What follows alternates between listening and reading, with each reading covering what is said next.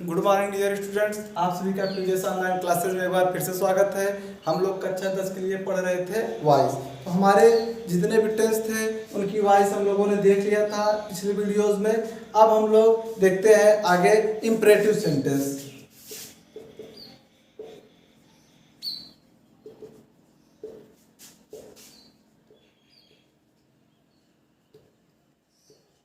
Imperative sentence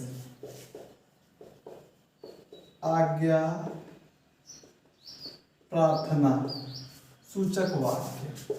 imperative sentence means होता है आज्ञा प्रार्थना सूचक वाक्य। इंपरेटिव सेंटेंस से हमें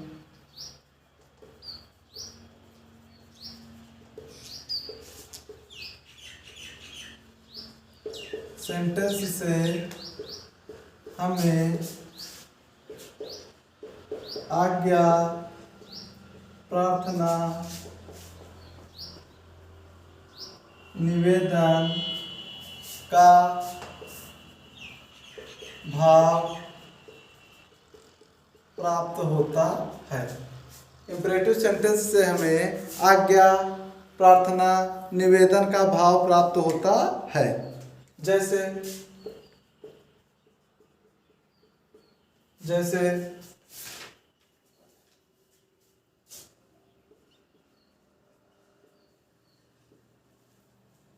लीव द रूम, कमरा छोड़ दो। तो इसमें क्या हो रहा है, आज्ञा की बात आ रही है। लीव द रूम, कमरा छोड़ दो। प्लीज सिट डाउन, तो इसमें क्या हो रहा है, रिक्वेस्ट की जा रही है, निवेदन किया जा रहा है, प्लीज सिट डाउन। और जैसे kindly help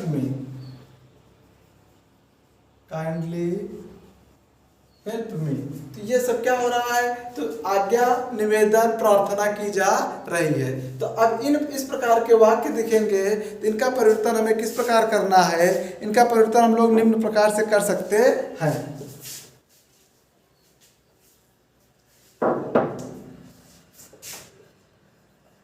let plus object plus be plus verb की थर्ड फॉर्म। इसका एक नियम बनेगा, let plus object plus be plus verb की थर्ड फॉर्म। तो इसका और दूसरा बनेगा, ऑब्जेक्ट प्लस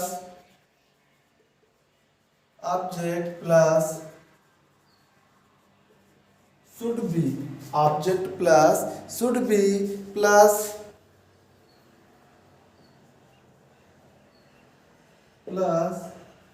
वर्ब की third form. Object plus should be plus verb की थर्ड फॉर्म।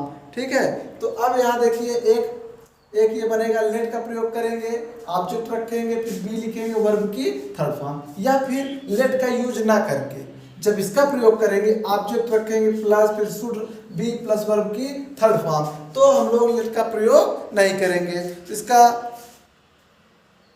और एक ये होगा, इसका भी प्रयोग करके you are requested,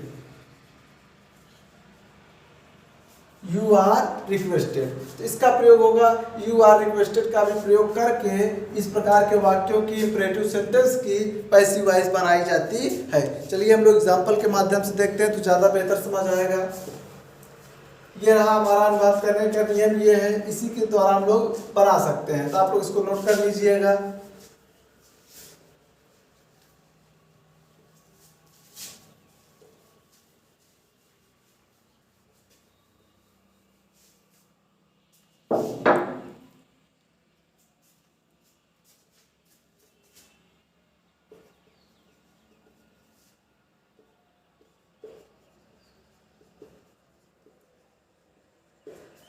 leave the room. अब एक चीज आप लोग ध्यान दीजिएगा, आज्ञा सूचक वाक्य जो होता है या इंपरेटिव सेंटेंस जो है, इसमें सब्जेक्ट हमारा एक यू जो होता है, कर्ता हमारा छिपा रहेगा। यू इसमें जो होता है हमेशा छिपा रहता है। जैसे लीव द रूम, कमरा छोड़ दो, आप किसी ना किसी को तो कह रहे हो, बैठने के लिए आप किसी ना किसी को कहोगे। तो इस प्रकार के इंपरेटिव सेंटेंस में सब्जेक्ट जो यू होता है वो क्या होता है, छिपा रहेगा। हम लोग अगर लेट का प्रयोग करके बनाते हैं इसको, तो लेट का प्रयोग करके करेंगे तो ये क्या हो जाएगा, पैसिव हमारी क्या बनेगी, लेट। फिर अब उसके बाद हम लोग क्या करेंगे, लेट का प्रयोग कर लिए, फिर ऑब्जेक्ट लिखेंगे तो क्या हो जाएगा, लेट द रूम। फिर हम लोग किसका प्रयोग करेंगे, बी का, लेट द रूम बी। ठीक है, तो लेट द रूम बी। अब उसके बाद वर्ब की थर्ड फॉर्म, तो लीव की थर्ड फॉर्म क्या हो जाएगी, left. Let the room be left by you, let the room be left by you, ये हो जाएगा। एक दूसरा लेते हैं,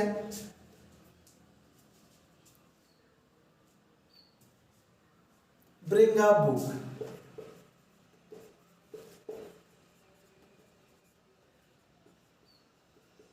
ब्रिंग अ बुक, तो अब अगर इसको ब्रिंग अ बुक, इसको इसका प्रयोग करके करते हैं, लेट का प्रयोग करके करेंगे तो क्या बनेगा,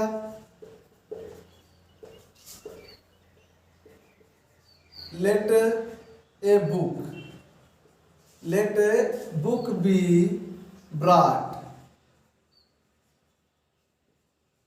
लेट ब्रिंग की थर्ड फॉर्म हो जाएगी brought, let a book be brought by you. या फिर अगर हम लोग शुड का प्रयोग करके, शुड बी का प्रयोग करके करेंगे तो क्या हो जाएगा, ऑब्जेक्ट लेंगे हम लोग, ऑब्जेक्ट, ऑब्जेक्ट हमारा क्या बनेगा, ए बुक, ए बुक। फिर हम लोग किसका प्रयोग करेंगे, शुड बी का, a book should be brought, a book should be brought, ये हो गया। हम लोग अगर इसका प्रयोग, आप लेट का प्रयोग नहीं करते हैं तो हम लोग किसको लिखेंगे, ऑब्जेक्ट लिखेंगे। ऑब्जेक्ट के बाद हमारा जो नियम लिखे थे किसका प्रयोग करेंगे, शुड बी का, तो शुड बी का प्रयोग करेंगे। फिर उसके बाद किसका प्रयोग, ब्रॉट का। फिर हम लोग किसका प्रयोग कर लिए, ब्रॉट का। अगर इसका भी प्रयोग ना करके, लेट का भी प्रयोग ना करके यू आर रिक्वेस्टेड का प्रयोग करते हैं, किसका प्रयोग करते हैं, यू आर रिक्वेस्टेड का, तो देखिए किस प्रकार वो बनेगा। तो उसमें दो चीजें होती है, एक रिक्वेस्ट होता है और एक ऑर्डर होता है। जब रिक्वेस्ट किया जाएगा तो यू आर रिक्वेस्टेड का प्रयोग किया जाएगा, जब ऑर्डर दिया जाएगा तो यू आर ऑर्डर्ड का प्रयोग किया जाएगा। तो ये क्या है, bring a book, bring a book, order दिया जा रहा है तो क्या हो जाएगा, you are order to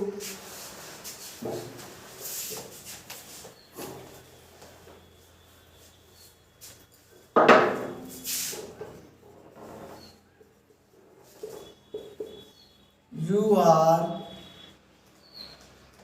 ordered to bring a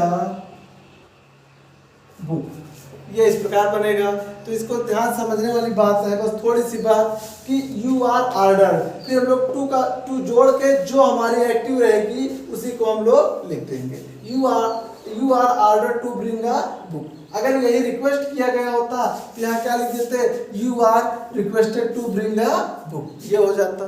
ठीक है, चलिए एक आध एग्जाम्पल और लेके देखते हैं। Please do the work, please do the work. अब देखिए, प्लीज डू द वर्क, अब इसमें क्या किया जा रहा है, रिक्वेस्ट किया जा रहा है। जब रिक्वेस्ट किया जा रहा है तो क्या बन जाएगा, इसकी पैसिव वॉइस, यू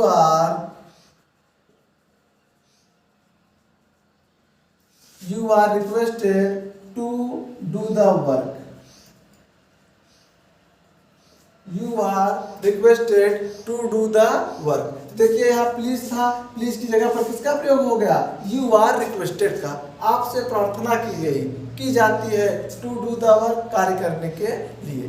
ठीक है, तो हम उम्मीद करते हैं आप लोग इंपरेटिव सेंटेंस को समझ पाए होंगे। अभी इसमें थोड़ी बहुत जो चीजें हैं ये और क्लियर हो जाएंगी, हम आपको गृह कार्य देंगे, आप लोग उसको करेंगे तो चीजें ये क्लियर हो जाएंगी।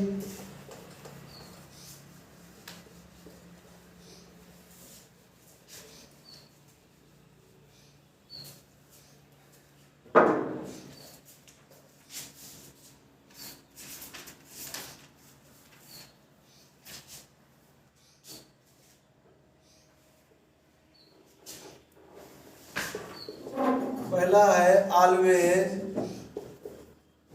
Speak the truth, always speak the truth. दूसरा, never tell a lie, never tell a lie. अगला है kindly help the beggar, kindly help the beggar. अगला, deposit the money, deposit the money in the bank, in the bank. अगला है type this letter, type this letter. अगला, carry out my order, carry out my orders. अगला, leave the avoid bad company, avoid bad company. अगला, stand up, stand up on the bench, stand up on the bench. ये रहे आपके गृह कार्य। आप लोग इसको हल करके हमारे नंबर 8808 38 48 01 पर भेजिएगा। आप लोगों को जो चीज़ें जो भी पढ़ाए ऑपरेटिव सेंटेंस, अगर उसमें कोई भी समस्या आ रही हो किसी भी प्रकार की, तो हमारे इस नंबर पर कॉल करके या व्हाट्सएप करके आप अपनी समस्या का समाधान प्राप्त कर सकते हैं। और जो होमवर्क है इसको हल करके इस पर भेजकर आप लोग चेक करवा लीजिएगा। Thank you. Subscribe now and press the bell icon. Never miss an update.